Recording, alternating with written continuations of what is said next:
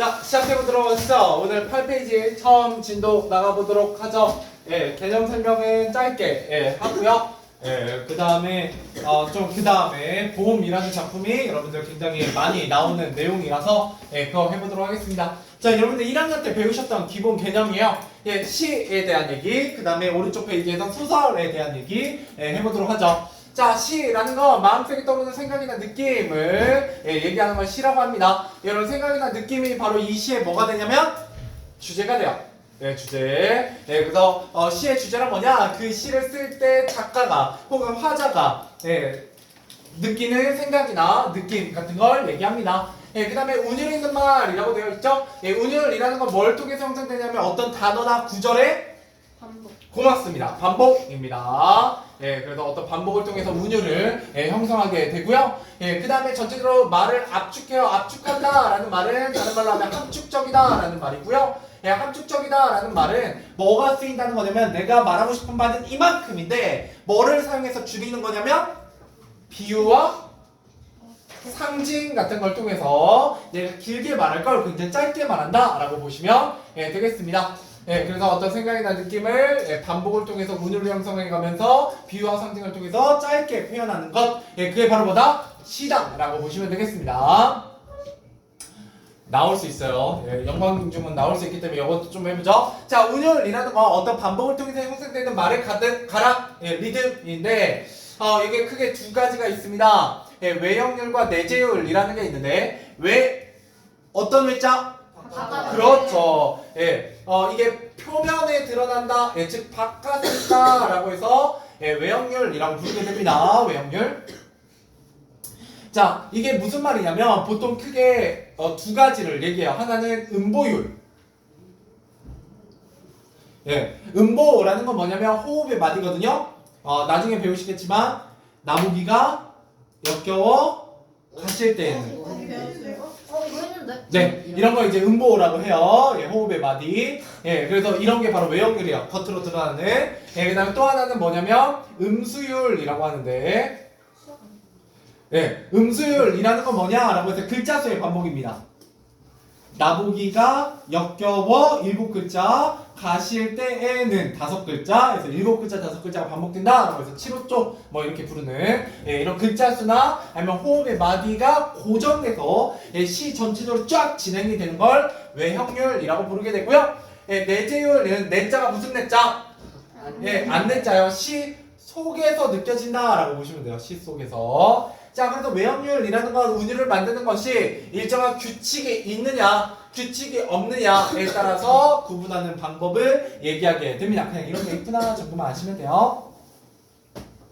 보통 외형률은 옛날에 지어졌던 고전시가들이 대부분은 외형률이고요. 지금 지어지는 현대시는 대부분 내재율이다 이렇게 보시면 되겠어요. 자, 그 다음에 심사. 이때 심자가 무슨 심자? 마음. 고맙습니다. 마음 심자이고요. 상은?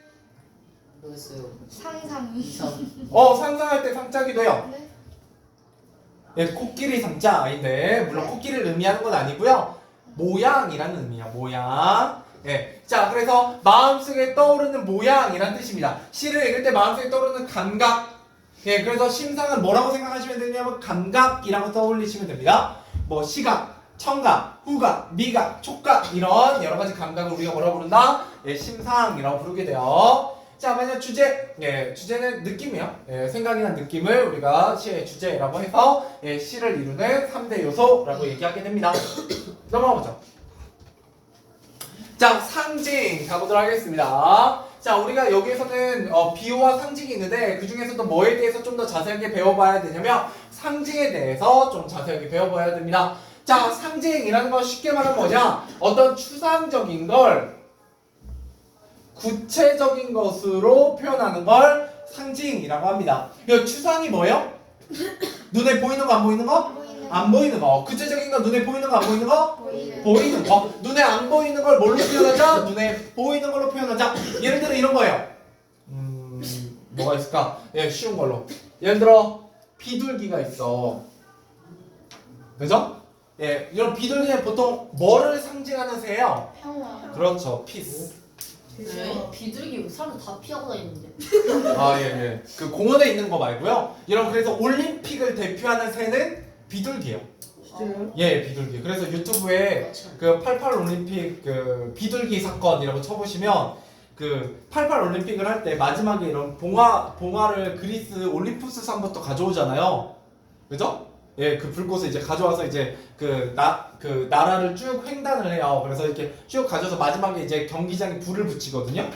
근데 88 올림픽 때 이제 그 봉화 그 이제 마지막에 성화를 하는 불꽃 그 받침대가 되게 크게 만들어져 있었어요. 거기에 이제 올림픽이니까 무슨 새를 많이 풀어놨냐면 비둘기를 잔뜩 풀어놨고, 예, 그 성화대에 비둘기가 막 앉아 있거든요.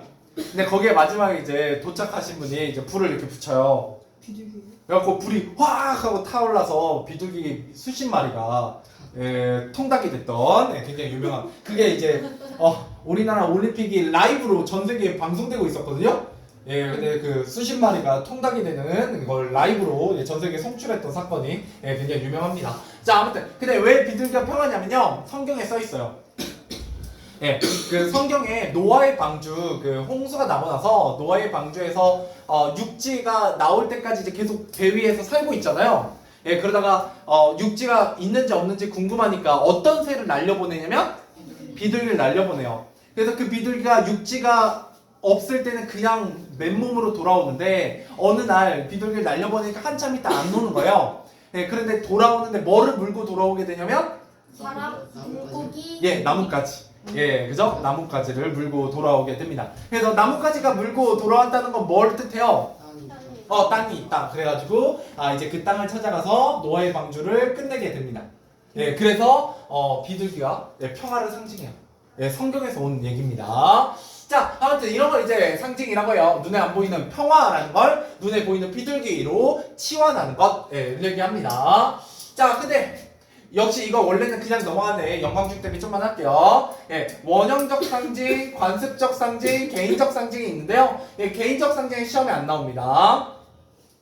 왜냐하면 이거는 시에서 개인이 마음대로 상징을 만들어낸 걸 얘기해요. 근데 원형적 상징과 관습적 상징은 조금 다릅니다. 자, 원형적 상징은 뭐냐면요, 모든 인간에게 적용되는, 모든 인간들이 알고 있는 상징이에요. 어떤 문화이든 똑같이 적용됩니다. 예를 들어 불, 예, 불꽃 하면 보통 뭘 의미하냐? 정열 혹은 파괴 뭐 이런 것들을 의미하기도 하고, 예, 물은 생명력이나 정화 같은 걸 의미하죠.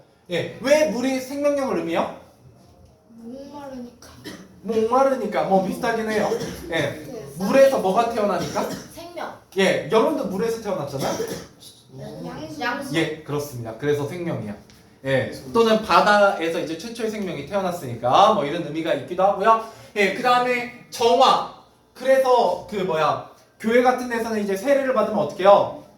물 부서. 그죠, 물을 부어주죠. 예, 그게 정화의 원성. 네, 세례를 안 받아 보시면 모르지만, 예, 그 가끔 침례교라는 그 교파에서는 어떻게 해요? 세례 받을 때? 침 뱉어요? 저 기분이 나쁠 것 같은데. 예. 그 침이 무슨 침자냐면 잠기다라는 뜻이에요. 물에다가 넣어. 물에다 빠뜨려요. 예, 완전 물에 빠뜨립니다. 완전 얼굴 여기까지, 온몸을 다. 네. 차도 부르고 하는 거예요? 예, 그게 침례교예요. 안 죽어요? 아니 그 고문하는 건 아니잖아요. 그냥 죽기 전에 물에 완전히 들어갔다 나와요. 바로요? 예. 근데 이제 보통 여러분들이 다니시는 이제 장로회 같은 데는 그냥 이제 그 컵 이렇게 해가지고 그릇에다 물 받아서 이제 물 묻혀가지고 그냥 이렇게 얹어. 예, 그 정도로 세례를 하지만, 예, 원래 전통적으로 그 어디에 써 있는 그 성경에 써 있는 세례는 물에 빠뜨리는 게 원래 세례예요. 얘는 수가 없어. 예? 세례하면 어떻게 돼요? 이제 다시 태어나는 거죠. 예, 그래서 세례명을 주잖아요. 예, 천주교는 뭐 세바스찬 막 이런 식으로. 예, 뭐. 저는 세례받을 때 그 와인 조금이랑 떡 조금. 네, 그거는 이제 그 오병이어 뭐 이런 데서 온 거죠. 그 이제 와인은 예수님의 피, 그죠? 떡은 예수님의 살 해가지고 성경에 써 있어요, 그것도. 자, 넘어가 보도록 하겠습니다. 원래 세례는 근데 물을 붓는 거예요. 기름과, 그죠? 예. 네. 그래서 동방박사가 이제 곧 크리스마스래. 동방박사 그래서 그 예수 그리스도 앞에 가가지고 예 그 기름 붓잖아요. 근데 예. 그러면 그래서- 물이랑 기름이랑 안 섞이는 거. 자 넘어가 보도록 할게요. 자 그래서 이런 것들 예, 불이나 물 같은 경우는 모든 문화권에서 똑같은 의미를 가져요. 예, 물은 무슨 의미도 갖기도 하냐면 죽음의 의미를 갖기도 하죠. 그래서 여러분들 죽으면 어딜 건너요? 요단강. 요단강. 이거는 이제 서양 쪽이고요. 동양은 황천. 황천길. 네, 그렇습니다. 예, 그래서 죽음의 의미도 있어요.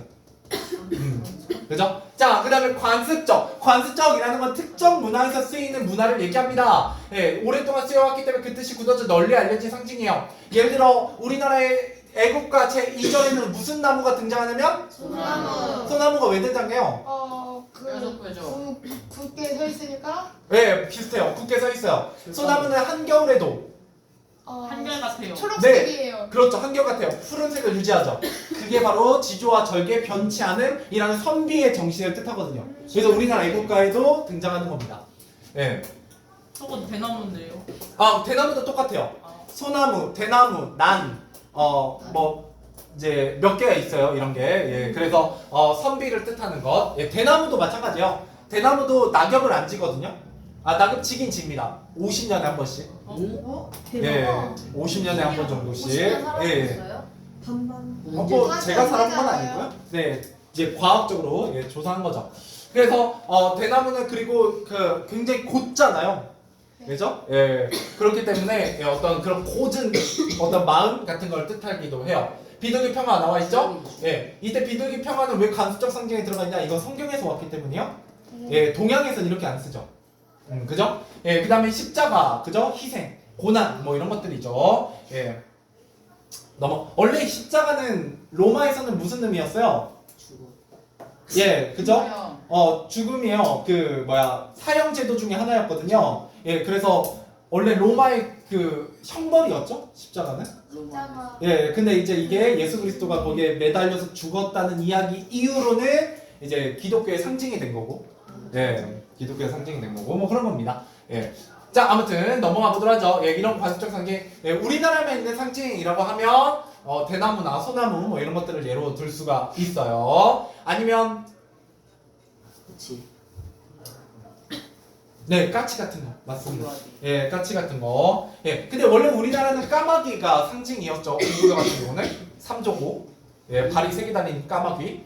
예, 그래서 예, 조금만 얘기를 해보면 까마귀나 까치는 서로 반대돼요. 지금 우리는 설날, 곧 있으면 설날도 다가오는데 설날은 무슨 설날이요? 예, 까치까치 설날이죠. 예, 이 까치는 농경사회를 대표합니다. 농경사회에서 까치가 긍정적이에요. 예, 그래서 까치를 긍정적으로 보고요. 예, 까마귀를 긍정적으로 보는 데는 어디냐면 수렵사회입니다. 예, 수렵사회. 그래서 고구려는 까마귀가 상징이에요. 수렵이 뭐니까? 사냥. 예, 활 쏘면서 동물을 잡아먹던 그런 사회에서는 까마귀가 상징입니다. 긍정적인 새예요. 그래서 이런 것도 문화에 따라 좀 달라지기도 하죠. 자, 이런 상징을 사용하면 작품의 주제를 효과적이고 독자적이고 효과적으로 주제를 드러내게 되고요. 그 압축해서 의미를 전달하게 됩니다. 그렇기 때문에 압축해서 전달하기 때문에 우리가 해석할 때 굉장히 쉽다, 어렵다? 어렵다 이렇게 보시면 되겠어요. 자, 그 다음에 소설로 넘어가 보도록 하죠. 자, 우리 이제 소설도 읽어볼 건데요. 소설은 어떤 특징을 가지고 있냐라고 하면 현실 세계에 있음직한 일이요. 있었을 법한. 이거는 무슨 성이라고 하냐면 개연성이라고 부르게 됩니다. 개연성. 실제로 어디선가 이런 일이 일어났을 것 같아요. 제가 이제 여러분들 나이 때쯤 가장 좋아하던 소설은 해리포터인데, 해리포터 같은 경우도 읽다 보면 어때요? 어딘가 그런 일이 있었을 것 같아요. 그죠? 실제로 그래서 해리포터가 그 배경이 되는 런던에 가시면 그 런던에 실제 기차역이 있어요. 호그와트로 가는. 그래서 그 호그와트 그 배경이 나오는 그 기차역에 가시면 1과 2의 사이에 1과 2분의 1 그 승강장이 있어요. 벽이. 그래서 그 벽에 그 카트가 있습니다. 여행자 그 트렁크를 쌓아놓은 카트가 벽에 반쯤 박혀 있어요. 이렇게. 그래갖고 거기 이렇게 잡고 사진 찍는 게 예, 포토존이에요. 우와. 가서 예, 구경할 수 있고요. 근데 이제 영국까지 가는 건 좀 너무 비싸잖아요. 예, 그러면 이제 어딜 가시면 되냐면 도쿄로 가시면 됩니다. 예, 도쿄에 해리포터 유니버셜 스튜디오가 새로 개장했거든요. 올해. 예, 올해 9월달에. 예, 못 가시면 이제 유튜브에 검색해 보시면 네, 잘 나옵니다. 예. 마리오랑 같이 있는데 마리오는 오사카에 있어요. 나는 저 실패. 근데 같은 회사긴 해요. 유니버셜 스튜디오 같은 회사긴 한데, 예, 그 마리오 컨셉의 회사는 오사카에 있고요. 예, 둘 다 근데 일본이긴 해요. 네. 뭐라고? 나한테 말 자, 넘어가 봅시다. 예. 그래서 나중에 혹시 해리포터에 관심 많으시면 도쿄에 놀러 가보실 때 가시면 좋아요. 예, 근데 되게 입장권이 비싸요. 28만 뭐라고? 예. 2,400원 너한테 내가 하고 싶은 말이겠지. 28만. 14만 원, 15만 원 정도 해요. 자, 예. 그러고 나면 또 들어가시면 또 슈퍼패스 또 따로 사셔야 돼요. 2억 9천만 자, 넘어가 봅시다. 자, 그 다음에 작가가 상상했다라는 건 진짜 이야기다, 가짜 이야기다. 가짜. 이걸 우리가 허구성이라고 부르게 됩니다. 예, 그래서 꾸며 쓴 이야기다라고 보시면 돼요. 자, 그래서 소설의 특성, 허구적인 이야기다. 작가의 상상을 통해 꾸며낸 이야기고요. 예, 모방성. 그렇지만 예, 현실 세계를 똑같이 베꼈기 때문에 굉장히 현실적이다라는 얘기를 해요. 그다음 서사성. 예, 시간의 흐름에 따라 어떤 이야기가 전개되면 서사성이라고 부르게 됩니다. 예, 여기에 반대말이 뭐냐면 예, 서정적이다라고 얘기하는데 이 서정은 뭐랑 어울리는 내용이냐면 시를 설명할 때요.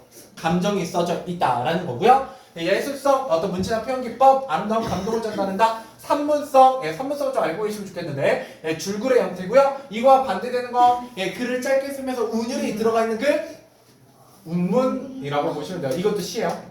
저 기분 예. 나올 수 있어요, 영국님은. 그래서 지금 자세하게 하는 거예요. 자, 그 다음에 진실성. 예, 분명히 이게 가짜 이야기인데도 불구하고 왜 소설 같은 건 있냐? 예, 그 안에 우리 삶의 진리와 예, 어떤 우리가 배워야 되는 내용들이 들어가 있기 때문이죠. 넘어가 봅시다.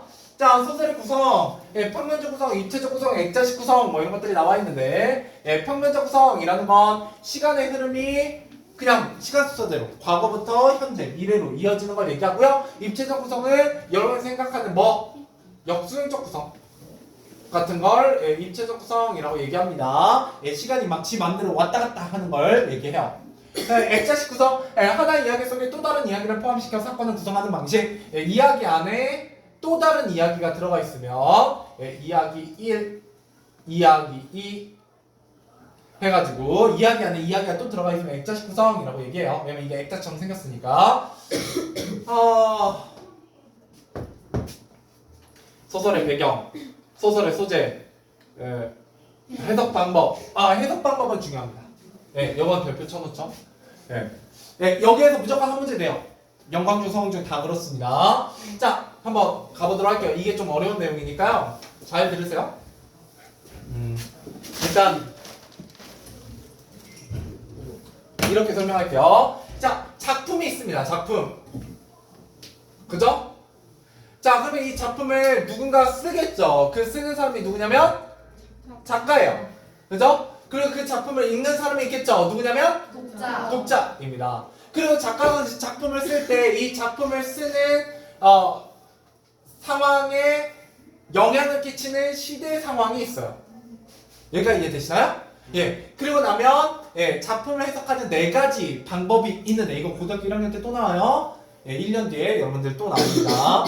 자, 작가는 작품을 통해서 자기가 말하고자 하는 바가 있죠. 예. 그런데 이 작품을 우리가 해석할 때 누구를 중심으로 해석할 수 있냐면 작가를 중심으로 해석할 수 있어요. 작가의 뭐를 중심으로? 작가의 삶을 중심으로. 작가가 어떤 삶을 살았기 때문에 이 작품의 내용은 이렇게 해석해야 돼 라고 얘기할 수 있다고요. 예를 들어 어떤 작품이 있는데 이 작가가 일제강점기에 독립운동을 했어요. 그러면 그 작품을 해석할 때 이 작품은 어떻게 해석해야 돼요? 뭐를 열망하는? 그렇죠. 일본에서 벗어나서 독립을 열망하는 내용으로 해석할 수 있죠. 뭐를 반영했을 때? 작가의 삶을 가지고 이야기했을 때. 이해되세요? 야, 이런 걸 뭐라고 하냐? 작가는 작품을 통해 표현하고자 하는 바가 있다 라고 해서 예, 표현론적 관점이라고 합니다. 원래 여러분 교과서에 뭐라고 써있냐? 중학교이기 때문에 그냥 작가 중심 관점이라고 써있어요. 예, 작가의 중심 관점으로 해석하는 건 삶을 중심으로 해석하는 겁니다. 자, 두 번째 시대 중심 관점이 있는데 시대는 작품에 뭐 할 수밖에 없어요? 영향을 그렇죠. 그걸 조금 다른 말로 하면 반영될 수밖에 없어요. 그러니까 어떤 작품을 우리가 해석할 때 그 작품이 언제 쓰였지라는 게 굉장히 중요하다고요. 혹시 여기 중에 서울의 봄 보신 분 있어요? 아, 저 보고 싶은데. 네, 난 봤어요. 예, 이번 주말에. 예, 예. 벌써 500만이 넘었죠? 예. 여러분 취향일지는 모르겠어요. 예, 근데 지금 어차피 영화 볼만한 게 이거밖에 없거든요. 김영진이 뭐라 했잖아. 이거 맞아, 영진이 최애 드라마. 아니, 드라마, 영화. 예, 12.12 사태를 이제 배경으로 하는데, 예, 이제 곧 있으면 그 12월 20일 날은 저기 개봉해요. 노량. 제 생일 전날이에요. 맞아. 노량. 네. 그러면 아직도 생일이 안 지났네? 네, 저 아직. 여기 가장 막내네. 맞아요. 예. 빨리 대가리 먹어야지. 뭐라고 왜 이렇게 흑돼지 쌈밥으로 만들어줘? 자, 넘어가 보죠. 그래서 이런 걸 이제 본다고 했을 때 이 서울의 봄이라는 걸 이해를 제대로 하려면 그 당시에 어떤 시대를 알고 있으면 더 좋죠. 그죠? 예, 여러분들이 그래서 그냥 보면 재미가 없죠. 없을 수 있어요. 예, 재미가 없을 수 있습니다. 근데 나중에 역사를 좀 알고 보면 되게 재밌는. 근데 뭐 그게 아니더라도 그냥 이게 되게 이야기가 박진감 있게 전개돼요. 한 2시간 20분짜리인데, 예, 제가 원래 영화를 보면 한 1시간 반 정도 지나면 시계를 보거든요. 어느 정도 지났지 하고 시계를 한 번씩 보는데 이건 시계 한 번도 안 보고 끝까지 봤어요. 되게 몰입감 있게, 예, 잘 만들었더라고요. 그래도. 자, 아무튼 그래서 어떤 시대가 작품에 반영되어 있다라고 얘기하게 되고요. 그 다음에 아무리 작가가 내가 말하고자 하는 주제를 표현해 놨어도 독자가 그 작품의 주제를 작가가 의도한 대로 똑같이 읽지는 않죠. 왜요? 독자는 각자 가지고 있는 뭐가 달라요? 어떤 경험이나 배경 지식이나 생각. 예, 가치관, 이런 게 생각이죠. 이런 것들이 다르기 때문에 독자는 그 작품을 자기 나름대로 받아들여요. 이런 걸 뭐라고 부르냐면 소용론이라고 합니다. 이때 용자가 수용하다라는 뜻이야. 받아들이다. 제가 이거 원래 고등학교 때 나오는 용어들인데 얘기해드린 이유는 혹시 영광쪽이 예, 여기까지 나갈까봐 한번 언급하고 지나가는 거예요. 혹시 이런 얘기 하시면 저한테 알려주시라고. 나중에 한 번 더 할 테니까. 네. 자, 그 다음에 아니요, 항상 하는 학교들 꽤 많아요. 서흥중도 할 수도 있어요. 여기까지. 예, 그 학습지로 따로. 예, 그래서 언급하고 지나가는 거예요. 자, 마지막으로 작품을 해석하는 데 있어서 작가의 삶이나 시대나 독자 같은 경우는 작품 안에 있는 거예요? 작품 밖에 있는 거예요? 예, 작품 밖에 있는 거예요. 작품 밖에 위치하고 있는 거예요. 이래서 얘네 세 개를 뭐라고 부르냐면 외재적 관점이라고 부릅니다. 외재적 요소. 예, 외자가 무슨 외자? 바깥에. 쟤는 재료. 예, 작품을 해석하는 재료가 바깥에 있다. 그러면 어디에 있는 것도 있겠어요? 안에. 네, 내재적 요소도 있습니다. 이때 내재적 요소는 뭐냐면 작품 자체요, 어떤 화자나 표현법이나 뭐 이런 걸 가지고 해석하는 거예요. 그래서 화자가 느끼는 감정이나 상황 혹은 여기에 쓰인 표현법 이런 것들을 가지고 얘기하게 되면 시의 구조 뭐 이런 걸 가지고 얘기하게 되면 작품 자체라고 얘기해서 이걸 뭐라고 부르냐면 절대론적 관점이라고 부릅니다. 왜 절대냐? 절대적이다라는 건 바뀌는 거예요, 안 바뀌는 거예요? 안 바뀌어요. 이런 건 작품을 해석하는 요소가 바뀌면 해석이 달라질 수 있지만 이 화자나 표현이나 구조 이런 작품 자체에 담겨있는 내용은 바뀐다 안 바뀐다 기준이 안 바뀐다 라고 해서 절대론적 관점입니다. 그러니까 이 정도까지만 알아들으세요. 네, 그냥 이런 게 있구나. 어차피 3월달 되면 다 까먹을 거니까 그죠? 맞아요. 예, 그냥 편하게 이런 내용이 있구나 라고 들으시고 이게 바로 이제 그 내용입니다. 알겠죠? 자, 그래서 이것만 좀 같이 가보죠. 6번입니다. 자, 작품의 내적 특징 중심으로 해석하는 방법. 내적 중심이라고 했으니까 어디에서 해석하는 거? 작품 안에서. 자, 1번 작가의 세계를 고려해 해석한다. 이건 뭘 가지고 해석하는 거예요? 외적, 작가를 중심으로 해석하는 거고요. 2번 작가의 성향과 창작 의도를 중심으로 해석한다. 이것도 예, 외적, 작가를 중심으로 해석하는 거예요. 3번 작품에 관한 시대적 배경을 중심으로 해석한다. 이거는 외적, 역시 시대를 중심으로 해석하는 거고요. 4번 작품에 사용된 표현 방식이나 구성을 중심으로 해석한다. 이건 예, 구분할 수 있겠죠? 네. 어렵지 않죠? 네, 정답은 4번입니다. 이것만 풀고 넘어가 보죠. 자, 오늘은 봄까지 하고 마무리 해보도록 하겠습니다. 오늘 수업 10분 남았어요. 가보도록 하죠. 자, 봄반 해석하고 문제 여기 1, 2번, 3번까지만 풀고 마무리 해보도록 하죠. 알겠죠? 자, 봄입니다.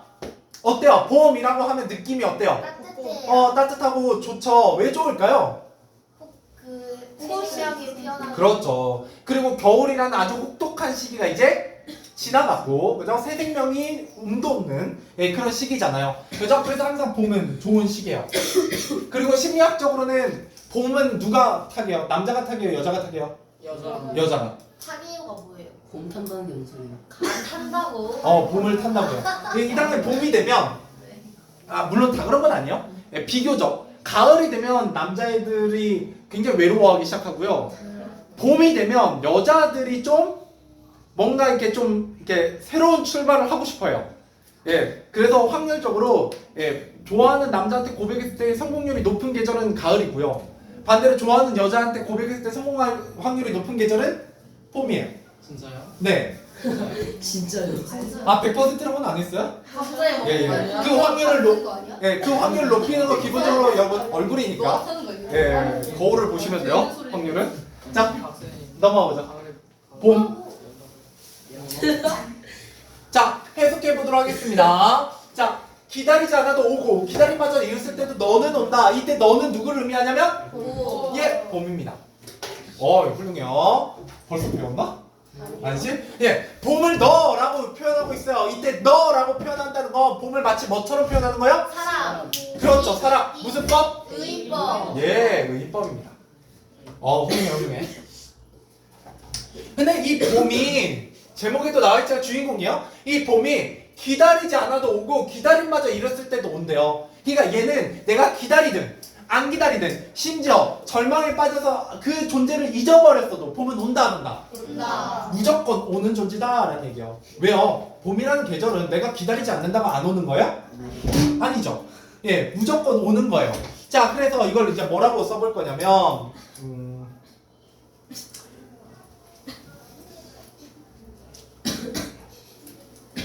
자연의 섭리라고 쓰죠. 자연의 섭리. 그래서 이 봄이라는 거 어떤 상황에도 나 기다림마저 이뤘을 때도 온대요. 기다림마저 이뤘다는 건 좋은 상황이 안 좋은 상황이요? 안 좋은 상황이요. 어떤 상황? 절망적인 상황에도 봄은 올 거래요. 그러면 이때 봄은 어떤 이미지를 우리에게 줘요? 절망적인 상황에서도 오는 이 봄은 희망. 그렇죠. 이건 희망이에요. 그러니까 여러분 시를 밑줄 치고 쓰는데 외우지 마시고요. 좀 이해해 보세요. 이해해 보시면 생각보다 어렵지 않습니다. 자, 봄이라는 건 기다리지 않아도 와요. 왜요? 계절이란 그런 거니까요. 그죠? 근데 어떨 때도 온다고요? 기다림마저 이뤘을 그런 절망적인 상황에서도 봄은 올 거래요. 그러면은 그 절망적인 상황에서 찾아오는 이 봄은 나에게 뭐가 되겠어요? 희망이 되겠죠. 그리고 마지막으로 여기서 온다에 네모 쳐보세요. 온다. 자, 어떻게 오냐? 어디 뻘밭 구석이나 썩은 무릉덩이 세모 쳐보죠. 뻘밭 구석이나 썩은 무릉덩이. 자, 딱 봐도 뻘밭 구석이나 썩은 무릉덩이는 좋은 곳이에요? 안 좋은 곳이에요? 안 좋은. 안 좋은 곳이에요. 근데 그런 데를 누가 기웃거린다고요? 봄. 봄이 부정적인 상황에 처해 있다는 걸 알 수 있고요. 그러면서 봄은 빨리 온다, 늦게 온다? 그렇죠. 뻘밭 구석이나 썩은 무릉덩이 같은 데를 기웃거리다가 온대요. 그럼 빨리 오겠어요? 늦게 오겠어요? 늦게. 근데 나는 지금 뭐 하고 있어요? 봄을 기다리고 있어요. 근데 봄이 빨리 오고 있다, 안 오고 있다? 안 오고 있다. 그러면 지금 현재 봄이 왔을까요? 안 왔을까요? 안 왔어요. 아직 안 온 거예요. 봄을 기다리고 있는 겁니다. 여기까지 이해되셨죠? 자, 그래서 그런 데를 기웃거리다가 이거는 세모 여 옆에다 땡땡. 봄이 오는 것을 가로막는 창의물입니다. 됐죠? 가로막는 창의물 같은 데를 기웃거리다가 뭐도 아니야. 한눈도 좀 팔고요. 싸움도 한 판 하고 심지어 뭐까지 하고 있어요? 지쳐 나자빠져 있어요. 그죠? 빨리 봄이 와야 되는데 정말 안 오고 있다라는 거죠.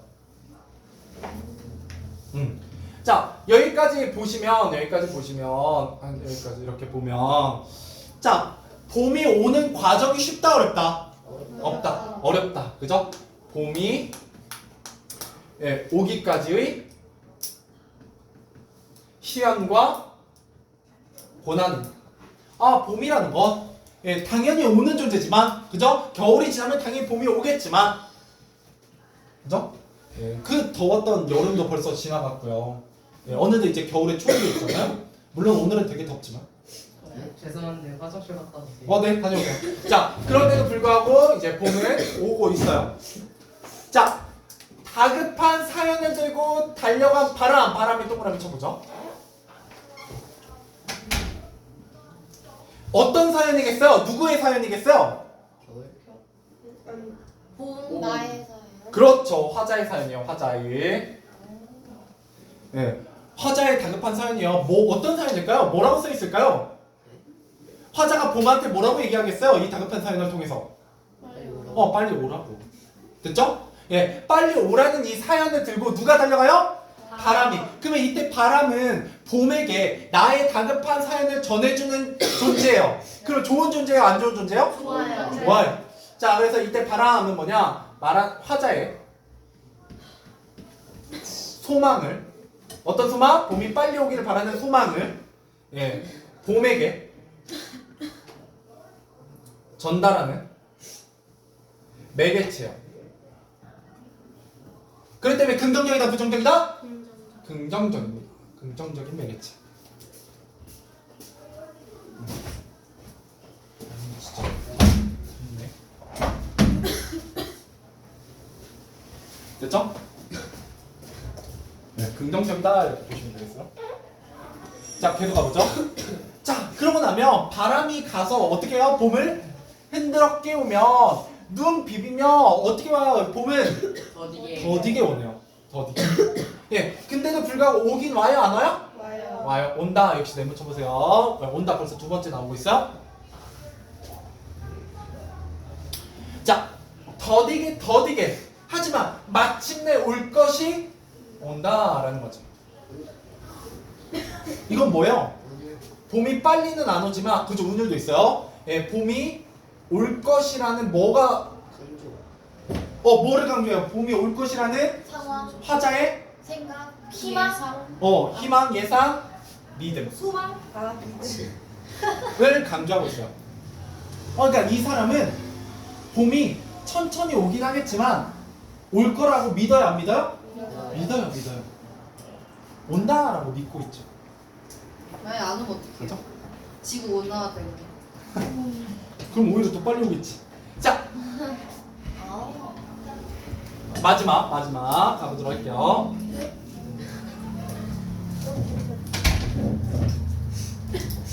자, 마지막. 자, 너를 보면 눈부셔. 이때가 바로 언제겠어요? 봄이 왔을 때. 그러면 시간적으로 언제다? 봄. 3월. 앞으로 일어날 미래. 미래예요.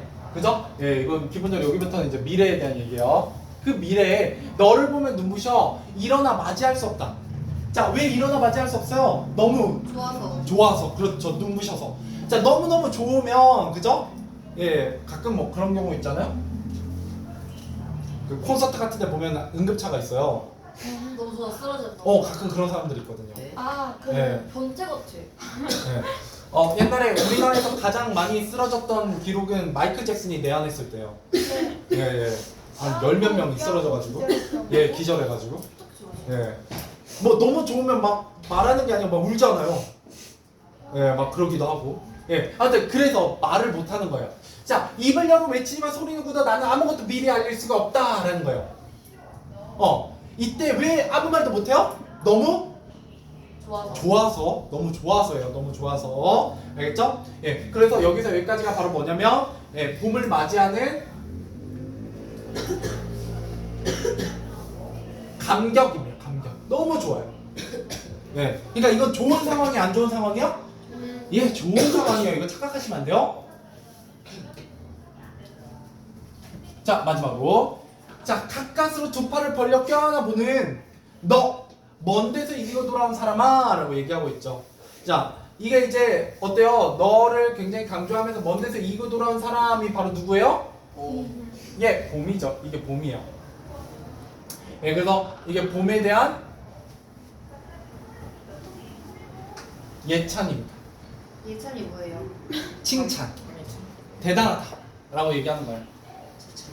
자, 그러고 나면 하나만 더 추가해보죠. 온다의 반복이요. 제가 아까 했던 거. 자, 온다라는 건 예, 어떤 느낌을 주냐면 단정적 어조의 느낌을 줘요.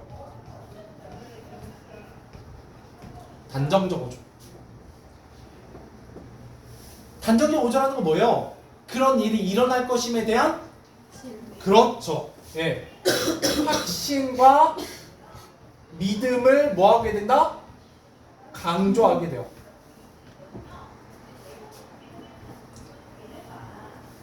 자, 어때요? 시 전체는 어렵지? 네. 않죠? 예, 어렵지 않죠? 자, 뭐라고 해석하면 되냐? 봄을 기다리는 화자의 마음을 노래하고 있는 시다라고만 해석하시면 되죠, 일단. 물론 다음 시간에 이제 이걸 확장시킬 거예요. 자, 밑에 내려가서 이제 빈칸만 채우고 오늘 마무리해 보도록 하겠습니다. 자, 주요 시어 의미 너 봄입니다. 내가 간절하게 기다리는 대상이고요. 뻘박구서가 썩은 운동이 봄이 오는 것을 가로막는 예, 장애물, 방해물 상관없어요. 자, 다급한 사연 나의 간절함이고요. 이걸 누가 전해줘요? 예, 바람이.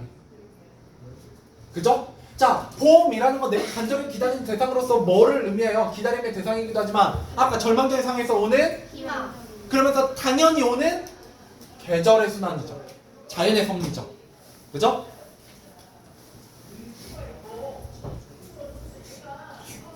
여기까지 하죠.